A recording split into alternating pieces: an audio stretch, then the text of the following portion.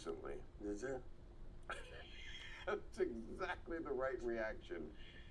Because I'd always heard it was great, like this classic.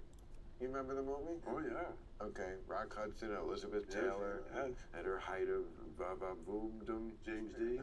James Dean, right before the...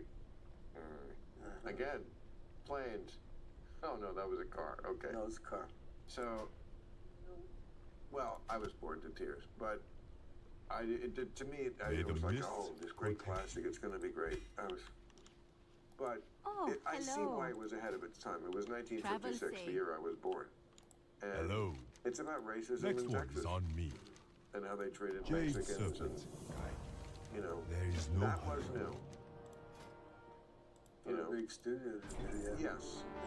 And so I think that's why that movie hangs on that reputation, because it just did something. Yeah, groundbreaking. Yeah. Well, there you go.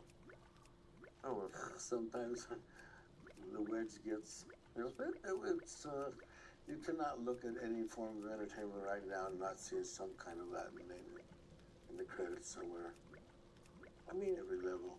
You know, the world has just come such a long way, and, you know, the problem with the woke people sometimes is like, they really just hate to acknowledge the progress. Yeah. It's like, I'm just being real. I'm not saying we should stop or that Next one is we're on all me. there, but like, what? Please, the Olympics. Rouse my wares. Like, I've watched the Olympics since I was a kid. May the like, mist white countries had just white people. Greetings, wanderer. Now every country, Jade and again, Serpent. I'm not complaining about this, I'm celebrating it. There is no hurry. We're all mixed together now. But you know, Ireland May had your days bring you joy. black Farewell. athletes. The only I hope country to no see you blacks, again soon. Russia. Tell me of Which your is why the travels. Fox News crowd loves Russia. Because it's like the last place. May your days bring you joy. We don't do that. Black Russians? No. Yeah, that's a drink. That's a drink. That's not a thing.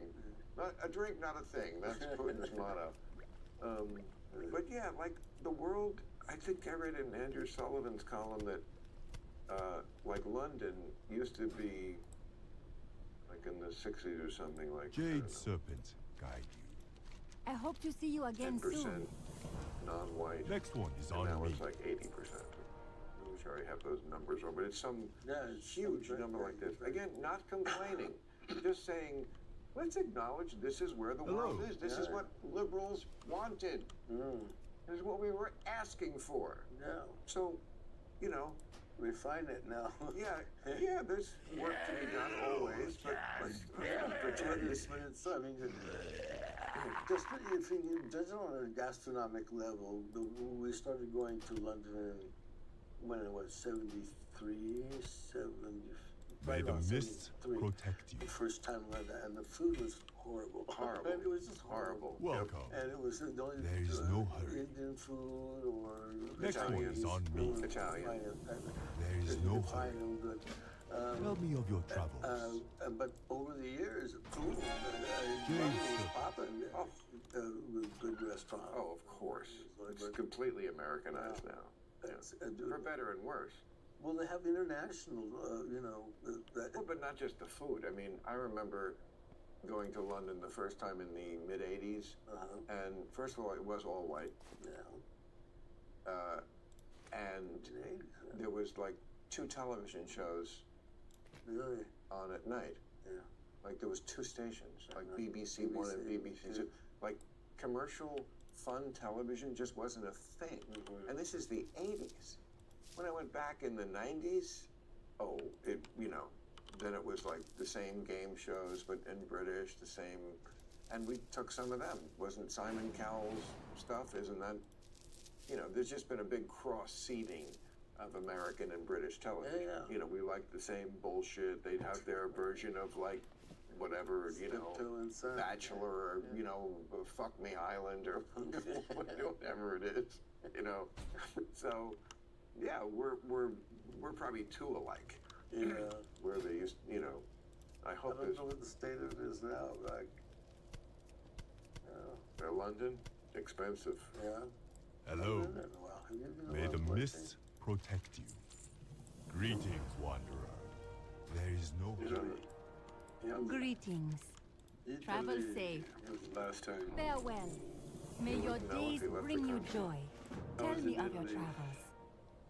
Yeah? Sicily. Mm. And I have to. Yeah, I'm gonna release you. I could talk to you guys all night. It's so much fun. I'm so flattered that you...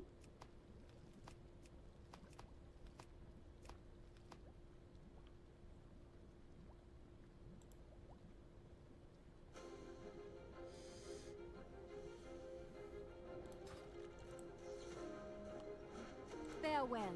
Greetings. Travel safe. I hope to see you again soon. I suppose I've had the same problems.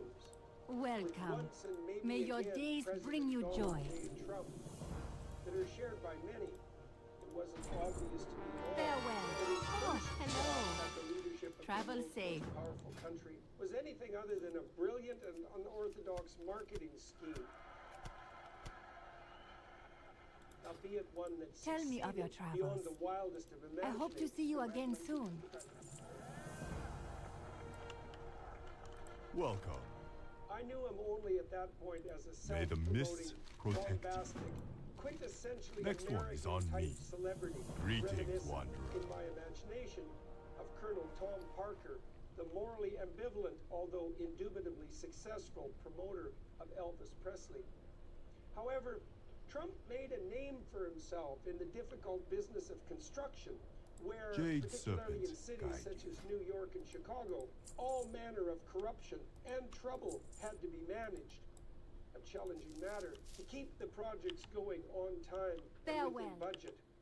Anyone who's ever undertaken a renovation of any magnitude knows how badly such things can spiral out of control without diligent devotion of time and attention. He managed, while doing so, to make himself quite famous, another feat that is by no means as simple as those who have never done it might imagine. Somebody who was at the Michael Jackson concert in New York said when you were seated, you got the loudest applause. People stood up and roared and cheered. So maybe there was something to him on the diligence, attention, and negotiation front that belied his mere success as a celebrity. After that, of course, he was co-producer and host of the reality shows The Apprentice and The Celebrity Apprentice.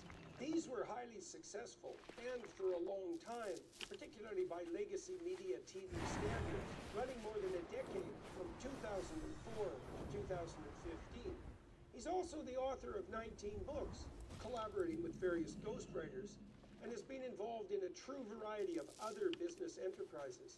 This history of entrepreneurial activity, combined with his successful bids for attention, speaks to two of President Trump's cardinal personality features. He is extremely extroverted. That is, both assertive and enthusiastic, although more particularly the former rather than the latter, and also at least relatively high in trait openness, which is the single best predictor of entrepreneurial/creative activity and prowess after general intelligence. This makes him high in the personality meta trait of plasticity, which is characterized primarily by the capacity to change, grow, and transform. Something quite evident in the case of Trump, who is a very dynamic individual indeed, particularly given his age. Many people have been set in concrete with regard to their essential being by the time they're 30, not Trump. He reinvents himself constantly, and with a high degree of continuous success. That can happen by chance once, perhaps twice, but if it is sustained across many decades, there is something substantive and real at work. I also followed the Donald with great amusement on Twitter during his presidential run and afterward, when he was in office, before he was turfed so scandalously by the progressive good thinkers Tell who me of your infested the travels. platform. There is And no who must hurry. be commended May the on their mists arrogance, presumption, and sheer gall. The man has a devastating and underappreciated, at least by the legacy leaders of opinion, sense of humor, although it is also somewhat ruthless. I own a very comical book, The Collected Poems of Donald J. Trump, available for purchase at the Daily Wire website, by the way. which compiles his most memorable tweets and declarations from 2009 to 2019 into beautiful library edition hardback form. It is a ridiculously funny tome. I believe that deeper consideration of this proclivity for the viciously funny is also useful in shedding more general light on Trump's admittedly complex personality. First, we should fairly note that dictatorial types, a category which his enemies insist he falls into, are generally not known for their sense of humor. People were imprisoned in the Stalinist Soviet Union for being the first to stop applauding after a speech by the great leader. Criticism was absolutely out of the question, and certainly not forthcoming from the top. I've also never encountered a compendium of the witty and amusing things said by Adolf Hitler, or Fidel Castro, or Chairman Mao. Trump does have a surprisingly thin skin in some settings, but he can take a joke as well as tell one. He was roasted on Comedy Central in 2011, bandied back and forth self-deprecatingly several times with David Letterman. He even made a joke about getting wood during his presidential debate with Joe Biden. Enough of that. We knock on wood wherever we may have wood. Glad I'm in very good health. I just won. I don't think he can help himself. And I truly like that. He's rough in his jokes, but no more say than Bill Burr. You can't hit women. You can't. You honestly cannot. You ever see how they fall? They fall like toddlers. You know? And is it not the case that a certain degree of harshness is necessary for serious comedy? Understanding and appreciating this helps us in comprehending one of Trump's more remarkable features, his serious attractiveness to the working class. This is something particularly made evident in his ability to easily banter with soldiers and policemen, a rare trait among politicians. What can I do for you? Often made nervous by the necessity of interacting with real people with dangerous and difficult jobs. Let us not forget, as well, that the humor characteristic of working class men and women also tends toward the rough more deeply. This capacity to relate, the variability that is so often derided as an appeal to a hypothetically dangerous populism, speaks to me of the paradoxical presence in Trump's character of a substantive degree of agreeableness, the personality trait most associated with empathy for other people, and one that seriously mitigates against the more pathological elements of the narcissism that can be associated with extreme extroversion. How can this be, given his rough and sometimes even bullying humor? Well, agreeableness subdivides into the aspects of politeness and compassion. Although they tend to co-vary, else would not unite to produce the trait, people can somewhat rarely be high in one and low in the other. This makes them somewhat harder persons to understand, but is something that is nonetheless possible. I believe that Donald J. is one of those people. He is certainly not polite. He knows how to behave, so is not merely unsocialized or accidentally gauche, but he frequently chooses not to. This is part of what makes him so funny. The aforementioned Bill Burr is not polite. Louis C.K. is not polite.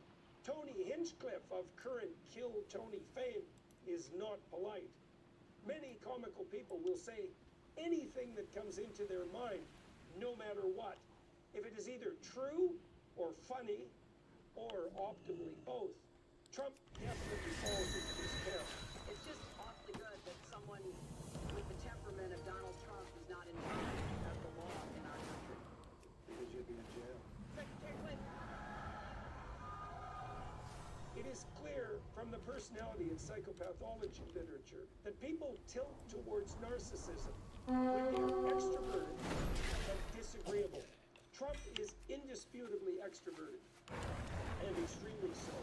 He's also definitely low in politeness, but he simply would not be able to make contact with the so-called ordinary people that love him if he did not care deep in the blackness of his heart. I have a suspicion that his very impoliteness is, at least in part, a mask worn to shield him from the pain that such carrying can produce. This would make Trump a man whose gruffness is there to shield himself from the public exposure of his tender heart. There are many men who are like that. Now, I don't know Trump, except from a distance, but I know many people who do. All of them have spoken to me of his hospitable nature in private and of his proclivity to go out of his way for the people around him. This group of witnesses to his character includes people who are seriously not aligned with him politically, by the way. It is also by no means obvious that Trump kisses up and kicks down. That tendency is a very damning sign indeed, particularly in someone who has genuine power and is simply not reported of Trump. This is something that appears to stand in marked comparison to Kamala Harris, who is notoriously unpopular among her staff, current and former, and for precisely that reason. Two personality traits remain to assess with regard to the former president: that of neuroticism, the tendency to experience negative emotion, and conscientiousness, the tendency to work hard and diligently and to formulate and keep verbal contracts. Neuroticism subdivides into withdrawal, a depression-like proclivity to shrink, avoid, and freeze in the face of challenge. And volatility, a tendency towards what can be an aggressive touchiness. Trump appears to me to be someone who is very difficult to stop. Thus, my suspicion is that he is very low in withdrawal. What may perhaps add to the paradox of his personality, however, is a higher level of volatility. People can and do get under his skin, as Kamala Harris did so effectively in her debate with him. In Minnesota, she went out. Wait a minute, I'm talking now. You seek to trade. If you don't mind, please. Does that sound familiar? We are went out. done. He gets reactive, but he won't quit. And he can handle high levels of pressure on a continual basis. His spontaneous response to being nearly assassinated provided clear and stellar evidence of that. What about conscientiousness? Well, Trump famously does not drink or use recreational drugs, so he prioritizes his sobriety and alertness over the transient pleasures of substance use. I can honestly say I never had a beer in my life. Okay? So no, only good treats. I don't drink. I also cannot see how he can juggle all the activities that he has been involved in. Even the ghostwriting aided production of 19 books, not a trivial accomplishment, to say the least of all his other businesses and projects, without a true work ethic. He's up at 5:30 a.m., a sign of the so-called morningness, the preference for early rather than late hours, which is associated temperamentally with both agreeableness and conscientiousness. Night owls tend as well to be more neurotic and to display more symptoms of personality disorder. Trump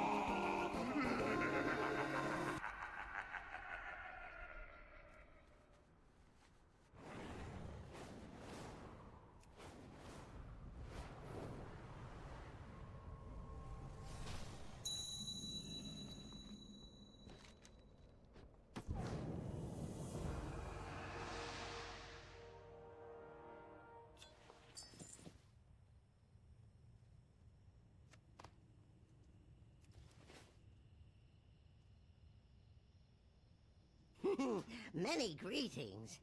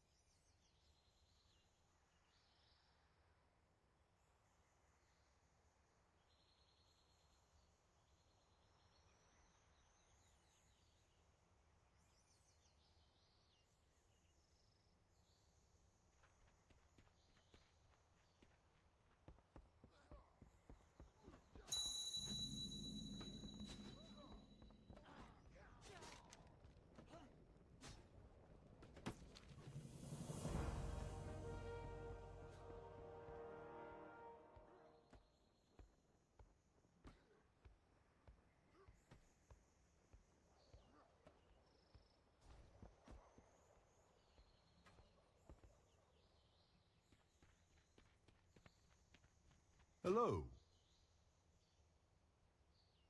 Jade Serpent guide you.